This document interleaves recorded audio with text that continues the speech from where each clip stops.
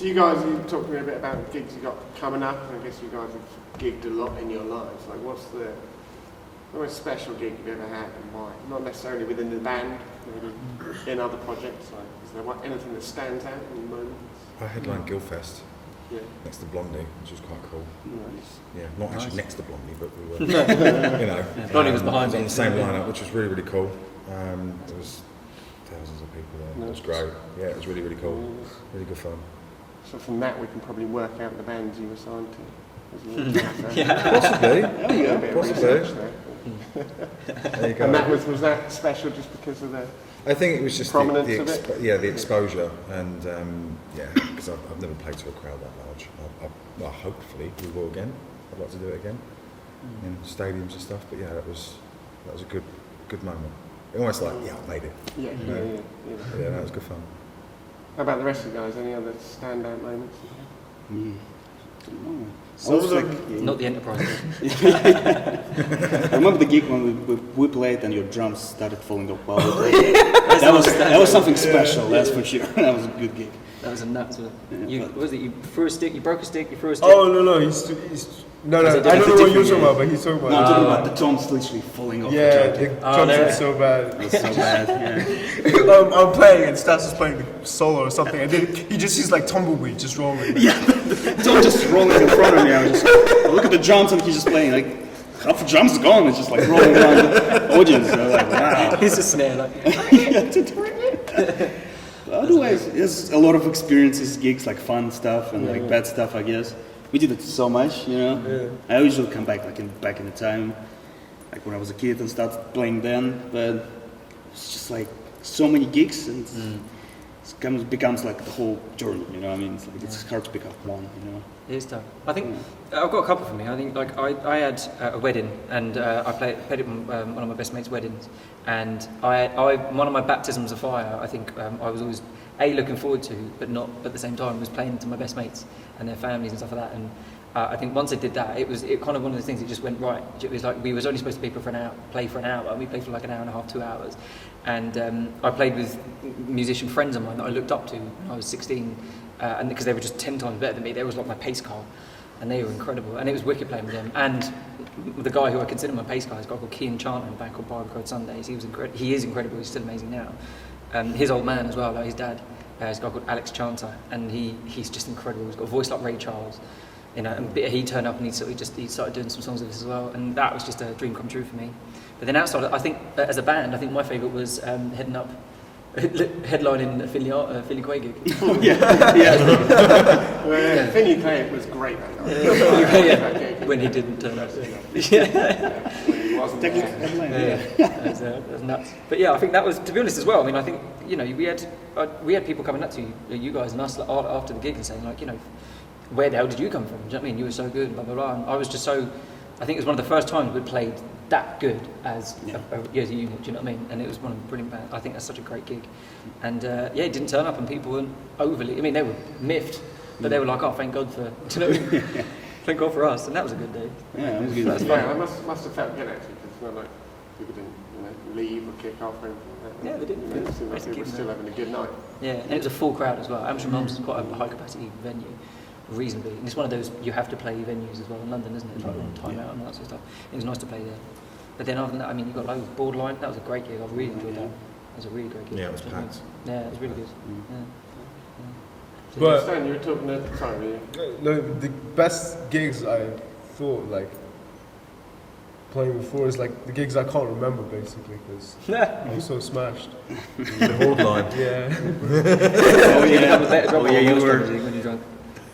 I don't know. I don't remember. That's You tell them. You know more than me, probably. Yeah, it was really fun.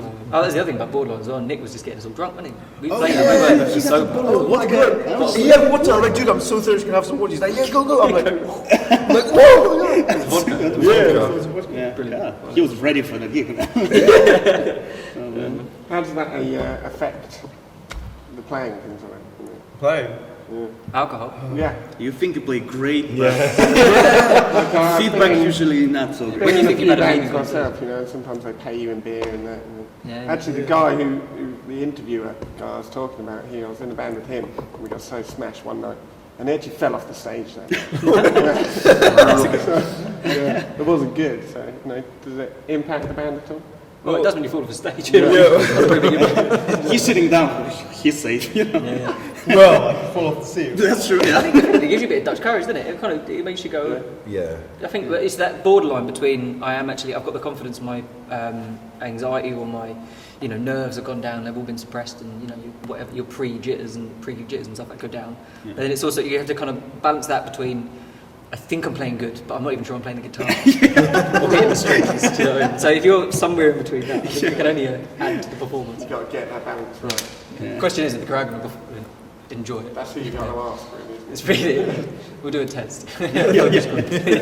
When we all fall off the stage, that means we're quitting. We're done. Drinking, I mean, drinking. Yeah, I was saying, you were talking a bit about playing gigs when you were younger. Yeah. I just take the hint of an accent there. When did you move here? Just thinking, well, I was here for about... Did you gig in Russia? Is that yeah, different?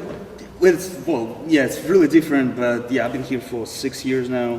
No, this face for those That's 6 years. this face, not Sheldon, not my friend. That face. This face. This face, man. I've been in Just that this face. face. Just the face, man. It's just But yeah, I did the gigs like sort of high school gigs, I mean, just like game to 11, really loud, really bad, and so sort of those gigs, and then slowly it became more of a not a hobby to play like gigs or like play guitar. It's become like that's what I'm gonna do like every day, like all the time, and I'm just like, yeah, I should leave like my town because there's one bar which is like half the stage, and we just keep drinking there. I'm like, the only thing that's changed the stage is this is still cracking on. this is the same. Still going yeah. strong. But anyway, yeah, I decided to move to London to pursue the. Yeah. So that was that your like main motivation? When you was Yeah, pursuing a music career? absolutely, yeah, definitely. Yeah. Not much chance of that in Russia. No, not really. I mean, there's a lot of talented people, but it's so hard to get good music like I play, and a lot of people play there. It's hard to get to even some level of success because it's all mainstream pop music, and it's pretty bad. So a lot of people move here or come to the United States to continue their dreams, Yeah.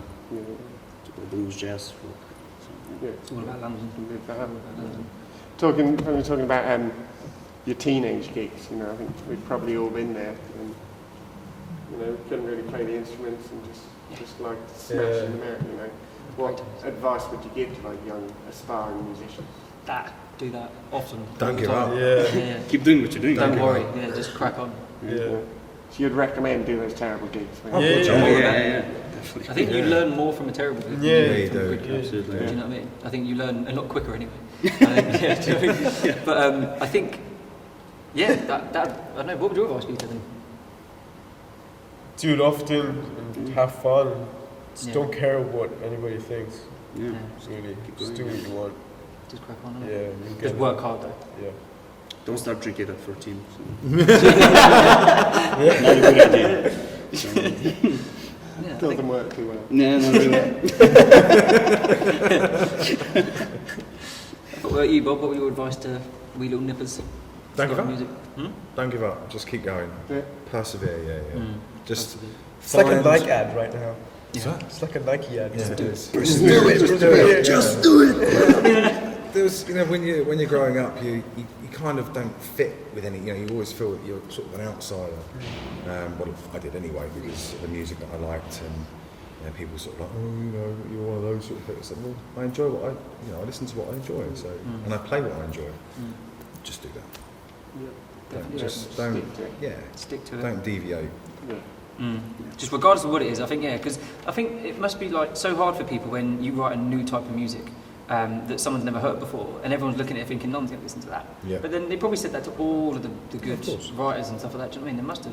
I mean, there's an old science story about Einstein. So one of his teachers turned around and said that, you know, you're never going to become anything. To Einstein, who the hell does that? Yeah, I mean, if that can be true, then, you know, you making music is a doddle compared to that. Do you know what I mean? I think, yeah, just work hard and just be prepared to work hard. I think, yeah, perseverance is probably the most important, because, like I said, you're going to take a lot of knocks, like a lot of knocks, Yeah. and more for it, because it gives you a thicker skin, and, you know, they're good for you. You know Yeah, what I mean? that's it. I think you've got to be really thick-skinned. Massively. Absolutely. So Yeah. even when you do make it, you know, Mm. there's still going to be a lot of hate out there, a lot of people trying to knock Yeah. you down. Your haters are the ones that keep you going, in a sense, though, because if you've got a hater, then you've done it right. Do you know what I mean? If you've got someone that doesn't like the music, then it means a whole bunch of your friends, you know, well, especially if it's one of your friends, they're just really honest. Do you know what I mean? It's good to have. I've got one friend who turned around and says, I really respect you being a musician, I know how hard you work and blah, blah, blah, but at the same time, yeah, I'm not really into music. And I was like, wicked, that's one person I've ever had like who didn't like the stuff I've made. But then that means that it kind of validates everyone else in a sense, do you know what I mean? Because it's just, you know, your friends are honest. So I think have a good friend network around you, and even if you don't, just, you know, be it everything that you need in a friend network. I mean, sometimes maybe you need to be it yourself, but whatever it is that you need to do, just do it. However many times you need to play. However many times you need to muck up, you know. But then work hard at your craft. If you want to become a good singer, work to become a good singer, work to become a good guitarist, and then study the greats. Do you know what I mean? Study, you know, everyone. Do you know what I mean? If you want lyricists, look at Johnny Cash, Bob Dylan. Do you know what I mean? Jeff Buckley. Do you know what I mean? Kingdom for a Kiss Upon My Shoulder. It's just one of the best lyrics I've ever come across in my life. And then if you want really, really good music, do you know what I mean? If you want really good hard rock, Metallica, all the best ones, like Foo Fighters, Nirvana, Led Zeppelin, you know, it's learn your Out there, craft. yeah. Do you know what I mean? And be open to criticism. Oh my God, criticism. I think there's an old comedy thing that says you're going to get criticised every 15 minutes you're on stage. And I think, no, every 15 seconds you're on stage. I think it was an old Jerry Seinfeld quote. And yeah, just be open to criticism, because people are going to tell you what they think. They're going to be honest. Especially with social media. Internet, They don't yeah. have to say that. Like, Anon says you're crap. You know what I mean? Anon 2 says, so good, but you're all ugly. So, yeah, just be Anon open to Silver lining there. Anon. I would not be friends with Anon. No, even Arsenal. But that's You it. Yeah. mentioned a lyric there. Like, have you got any approaches to writing lyrics? Like, I think it was David Bowie used to just cut up random pieces of word and put them together. The man right there. And there's a few other sort of odd techniques. Does it just come out? You know? For me, I don't know, I've got a bit of a, I can't remember who it was that said, the sculpture is always in the block, you just have to free it. Do you know what I mean? The way I normally write is we've got on our iPhones, we'll just, it's true, I mean, because we'll hear, like, I'll hear something that someone played. We've written whole songs out of this before. Like you'll hear just a snippet of what someone's played, and you're like, do that again, and then that will start a melody for the band, and then the melody will lead to a noise that I made, which is just incoherent babble. But then the melody is what sticks, but then the lyrics are incoherent babble, but the melody is actually something that, you know, is quite good. So I've got that the wrong way around. But then, and then from the incoherent lyrical babble, I'll create words, and out of that, the shape of the sound of the word, sort of thing. I'll just get it to fit different parts of the song. But then sometimes it's that, but sometimes I remember I wrote a song on a boat and I was immensely hungover, and I wrote a song about a serial killer, a happy-go-lucky song about a serial killer. And it was because there was a guy next to me who wouldn't stop snoring on the boat, and I couldn't sleep. And I wanted to kill him. And then it inspired this. I heard this old urban myth about there was a guy who died on the train. I think it was in Collateral as well. And there's an urban myth. I'd heard it years before that Collateral came out, but then it was a story about this guy that died on the train, but he made it all the way to the end of the line before anyone noticed that he was dead. And yeah, I remember that was such a great story, and I wrote a song about that. But then it was also kind of coincided with the notion that the same society that makes your saints also makes your sinners. So is it the individual that's at fault for a sick society if the society is sick, or is it the orientation of the society itself? What do you hold the mirror up to? The individuals of society? Do you know what I mean? So it's kind of two ideas meshing together. So for me, it's just sometimes it comes out of incoherent babble, and sometimes it comes out of something I've heard before, and sometimes it obviously, most of the time, a lot of the time, it comes out of my own personal experiences or experiences that people have told me. I've actually got told off before for writing songs about other people's experience. They won't get. Okay, So, man. yeah. That's my story. I can't help it, the words is going to me and stuff like that. When I've had to change lyrics and stuff like that. None of the stuff that we've ever done. But I changed names Steve to Dave, you know. Mr. X.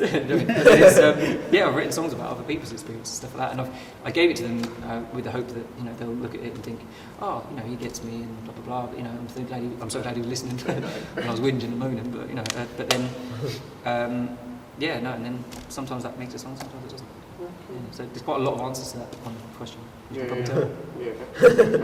There's no one process, No, so it's it's multiple. quite an organic sort of whatever works. Sort of thing. Mm.